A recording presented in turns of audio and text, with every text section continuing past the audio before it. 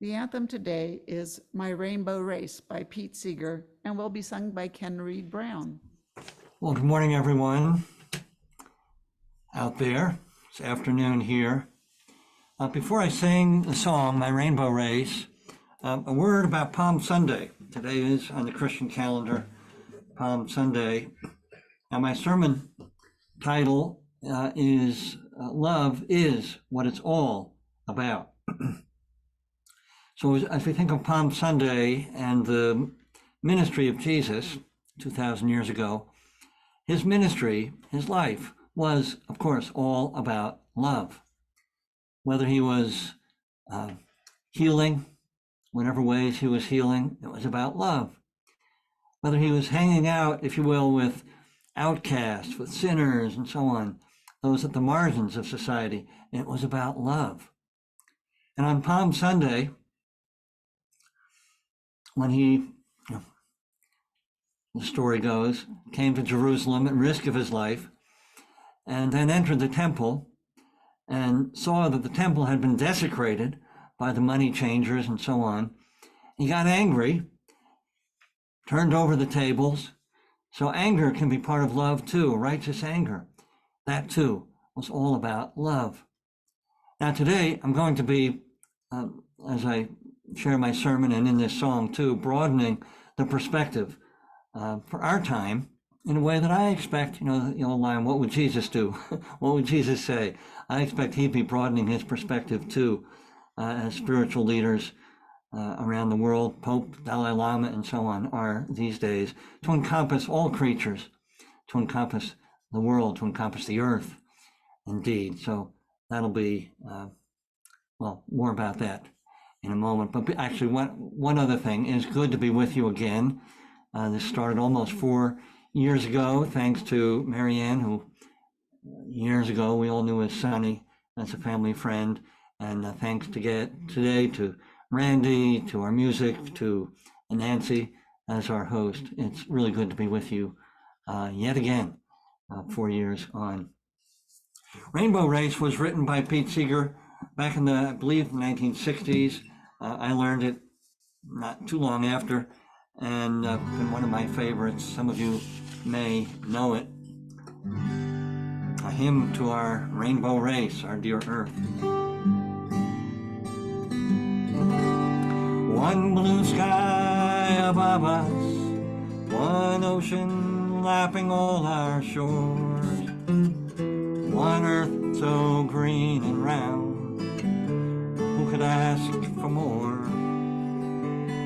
And because I love you, I'll give it one more try to show my rainbow race. It's too soon to die. Some folks want to be like an ostrich, bury their heads in the sand. Some hope that plastic dreams can unclench those greedy hands. Some want to take the easy way, poisons, bombs, they think we need them. Don't you know you can't kill all the unbelievers? There's no shortcut to freedom. One blue sky above us, one ocean lapping all our shores, one earth so green and round, who could ask for more? And because I love you, I'll give it one more try to show my rainbow race. It's too soon to die. Go tell all the children, tell their mothers and their fathers too. Now's our last chance to learn to share what's been given to me and you. One blue sky above us, one ocean lapping all our shores, one earth so green and round, who could ask for more? And because I love you, I'll give it one more try to show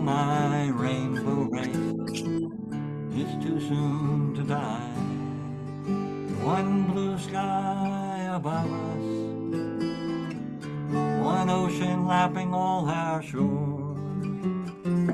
On earth so green and round, who could ask for more?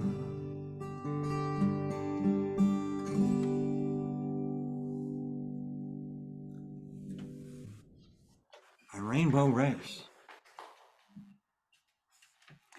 I actually sang that in San Francisco at a rally. I forget just what it was. It was for some, I hope, good cause. Back when I was at Star King School for the Ministry. So this would have been, well, way over 40 years ago. So I've been singing it ever since. So once again, good to be with you. My sermon, Love is what it's all about.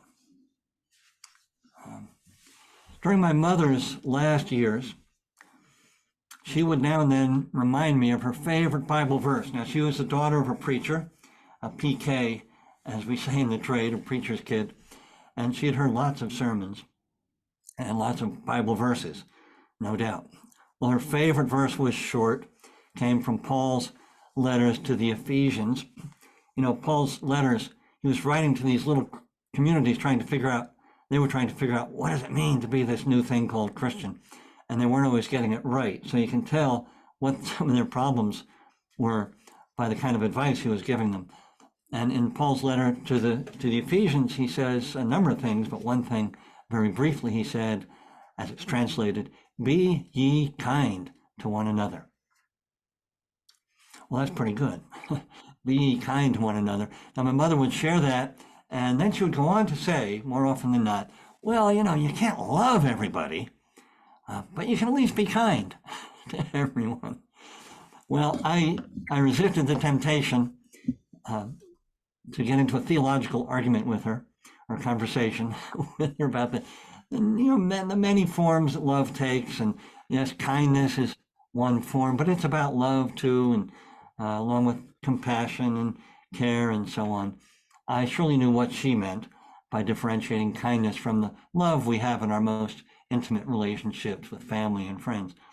But today I'm intentionally placing kindness within that constellation of love. It's what I would sometimes call a companion virtue of love. And I'm talking, as I suggested a few moments ago, not just love between human beings, which is so beautiful, but love for all creatures, love for the earth herself.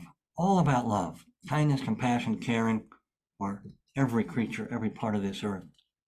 Now, earlier, we heard that passage from Cy Montgomery's book. She gained some renown with her book about octopuses. And I learned on the very first page of that book, you don't say octopi, it's octopuses. Anyway, her most recent book, as you heard, Of Time and Turtles, Mending the World Shell by Shattered Shell. Now, she used, as we heard in the reading, turtles as a metaphor for who we are on the earth. And the earth is upheld by turtles. What does that mean to us? We can have a conversation about that. But that passage was not as down to earth, if you will, as most of the rest of the book. She and a friend spent, I think it was almost 2 years it was the beginning of the pandemic as it happened, volunteering from a group here in Massachusetts, Southbridge, Massachusetts, a group called the Turtle Rescue League. The Turtle Rescue League is dedicated to rehabilitating injured turtles, too often injured by cars as they tried to cross a road. Turtle tried to cross a road, mending turtles shell by shattered shell. They would incubate turtle eggs that might otherwise be eaten by predators or stirred up by humans who didn't know any better, nurturing baby turtles until they're ready to be released into the wild. So why do they do all this? And educating people along the way about turtles, this ancient species. Ancient, way more ancient than humans. They've been around a long time. They're resilient. They're smart. They're in fact affectionate. It turns out some of the turtles that have stayed with the Turtle Rescue League for a while as they rehab really get to know their caregivers and show their affection. More affectionate than you might think for a reptile. Anyway, why do they do all this? Oh, they love turtles. Now, I'll say more about that in a moment, but some days the turtle rescue business, as it turns out, can be pretty darn hectic. One morning, Sam Montgomery relates, the Turtle Rescue League, TRL, received a phone call.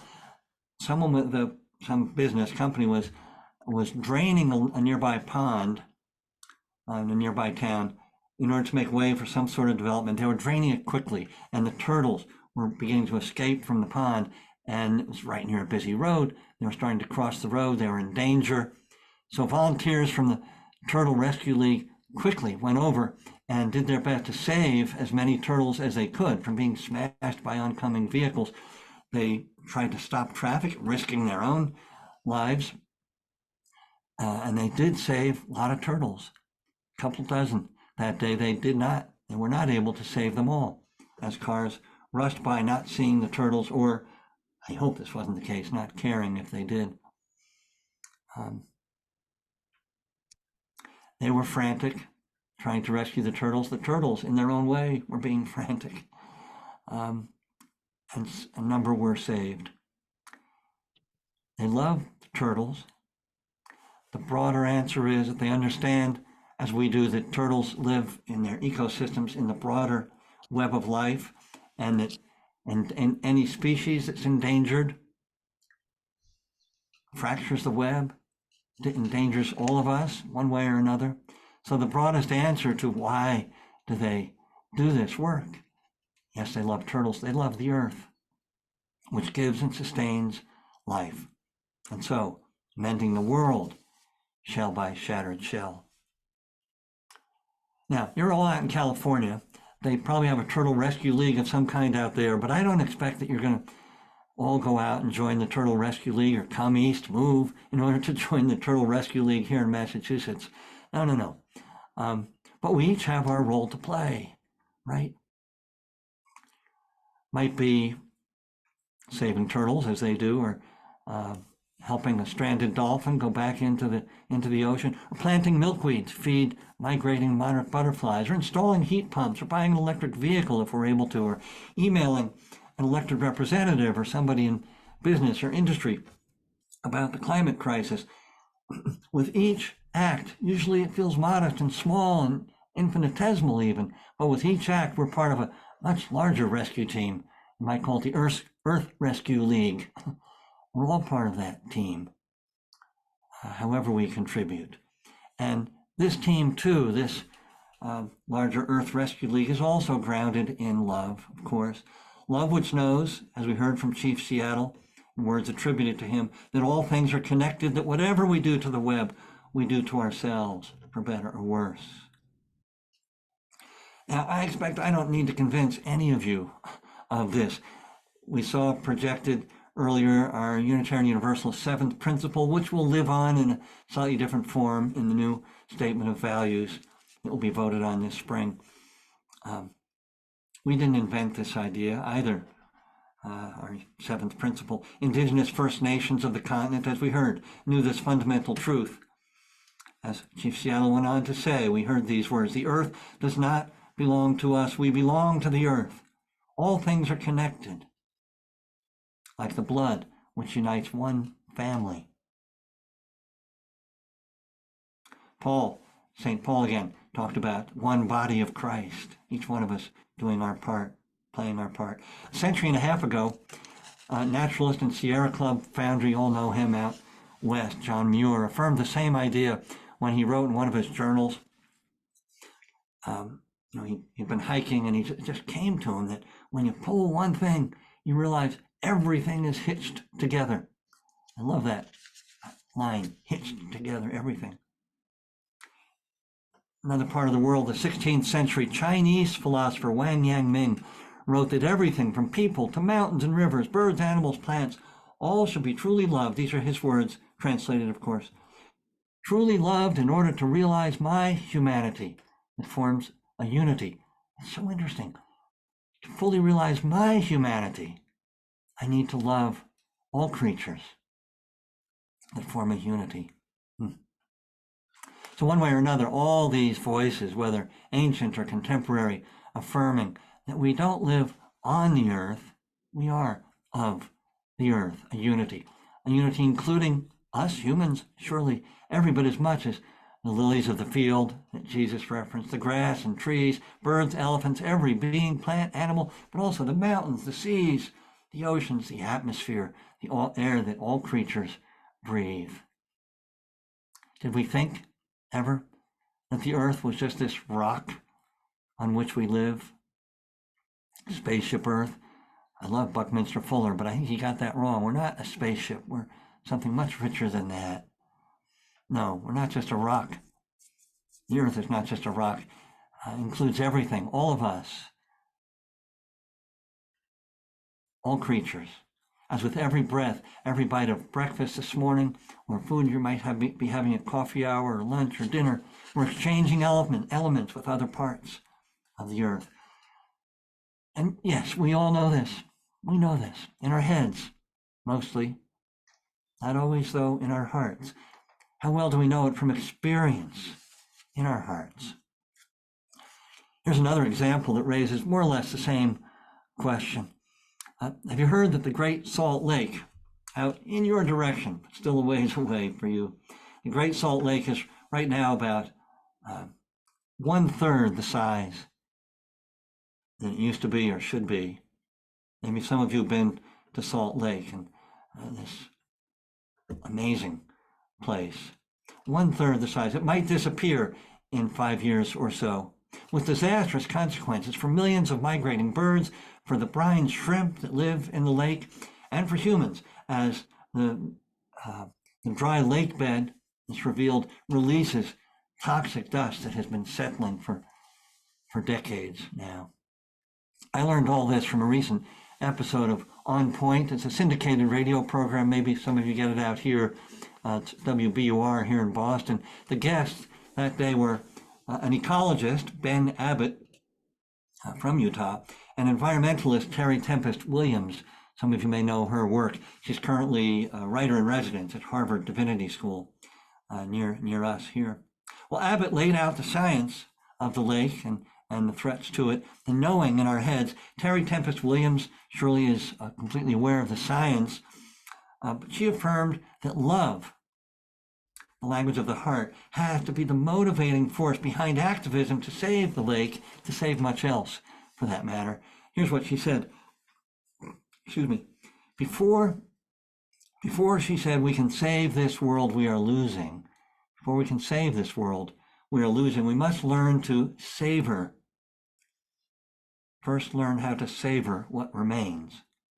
This is more, she said, than an ecological crisis or a political crisis. We need to mobilize our love. This is, she said, a spiritual issue as well as an ecological one.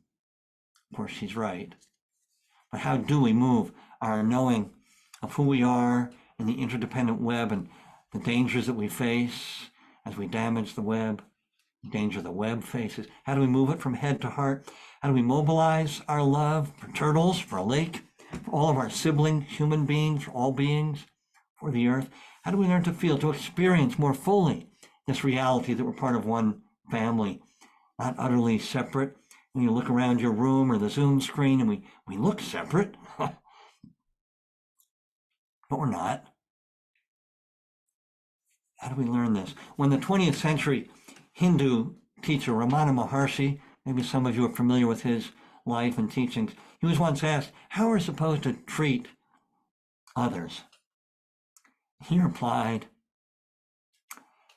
there are no others. Now, I expect that the question had to do with human beings, human relationships, and that may or may not have been how Ramana Maharshi was responding, but the question and Ramana Maharshi's response surely apply more broadly. There are no others. Live with that for a few days or for the rest of your life.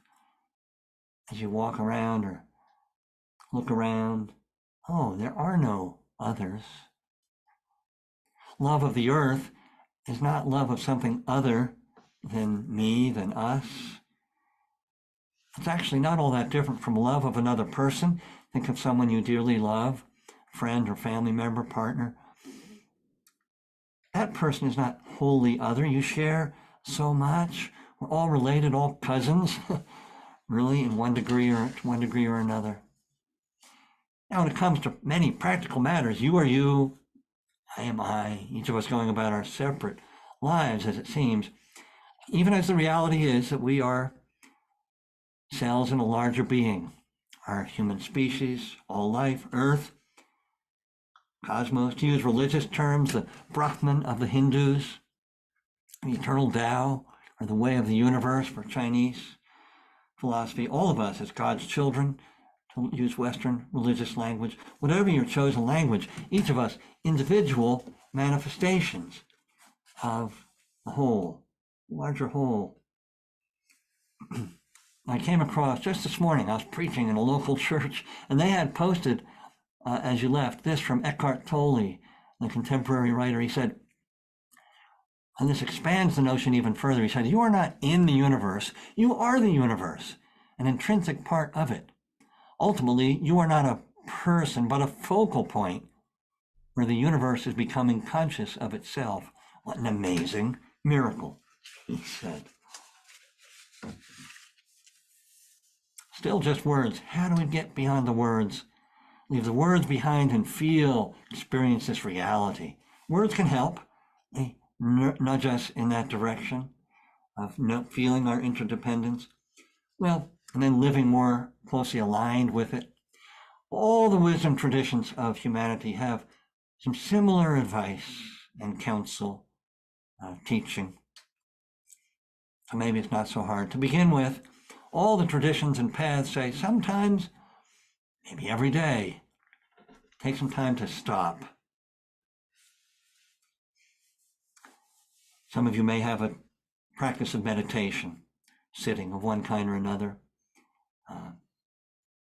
some other practice. You can do it, call it meditation, call it prayer, simply be present, like here, now, wherever you are. You can be in the woods, that wonderful photograph that Randy's created, found for us. You can be by the sea, you're by the sea, or the streets of the city. Sometimes just stop. Better able to notice, to begin with, just the mystery of being a human being here now. You think we know what it is, but just stop, feel it. Part of this earth as it revolves around the sun, as the earth continues to evolve as it has for 5 billion years, we humans, even the turkeys, relative to all that, relative recent arrivals, just stop now and then and feel a bit for who we are. Stop. There's another dimension, another teaching that is paired with this, another ancient part of all the wisdom traditions of humanity. Do something, then do something. Reach out in whatever way love calls us to reach out. You know, some people over the years, they say, how do I decide? There's so much suffering, there's so many challenges, so many good causes, and so on. Say, what touches your heart the most? We heard earlier the statement from Jeff, and we can probably mostly resonate to, about the suffering in Ukraine, Israel, Gaza, and then there's Sudan. And what touches your heart? Maybe it's migrants at the border, or maybe it's homeless right nearby, or just your neighbor who you know needs a bowl of soup back from the hospital. Move from that place of what touches your heart. And if you've taken the time to stop now and then, you'll be in closer touch with that heart, that movement of the heart. You'll be able to mobilize our love when we do this, whether for turtles, for all creatures, for the earth, for our endangered home, at least endangered as a home for us. And then it's a kind of a circle. When we do that loving thing, reach out, that opens our heart yet further to the experience of being at one with the creation. Love is something, if you give it away, that wonderful Malvina Reynolds' song, The Magic Penny. Love is something, if you give it away, you end up having more. It's true. Now, as for me, I've been retired a couple of years now, and in retirement, one of the things I've been doing, aside from spending as much time as we can with our grandchildren, but one of the things I've been doing, other than that, is really with my grandchildren, our grandchildren in mind. It's helping with the national newsletter of Elders Climate Action. You've got a chapter in California. We've got one in Massachusetts. I help with the national newsletter. Well, the mission of Elders Climate Action is to mobilize elders throughout the United States to address climate change while there's still time to protect the well-being of our grandchildren and future generations. All children, whether or not you have grandchildren of your own. Now, the word love isn't there in that statement, but it's surely more than implied. Why bother with this or so much else in relation to the challenges in our world, the suffering we see, except as inspired by love. Love for the children in our lives, love for this dear earth and all of its particulars, forests, streams, mountains, turtles, and on and on. Love for all our relations, as Indigenous peoples often put it. Love in the deepest and broadest sense, as I've been affirming this morning, the most powerful force in creation. As contemporary Sufi teacher Llewellyn Vaughan Lee writes, going on to say that it is our love for the earth that will heal what we have desecrated, that will guide our hearts and hands, that will heal what we've desecrated. Remember, Jesus went into the temple that he loved because it was being desecrated. We live in the temple of this earth, our earth home, which has been desecrated, but which can be saved if we remember to savor what there is still and move from our love. Yes, love is what it's all about, coupled with, partnered with my mother's favorite virtue. You remember, the manifestation of love we call kindness. Kindness because we are all kin. Kindness because we are all kin, all of us kin. Love is what it's all about. Blessed be, so may it ever be, and amen.